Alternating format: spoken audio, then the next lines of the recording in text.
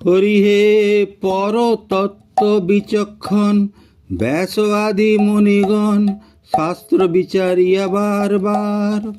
প্রভু তব নিত্য রূপ, গুণশীল অনুরূপ, তোমার চরিত্র সুধাসার শাস্ত্র বিচারিয়া বার বার।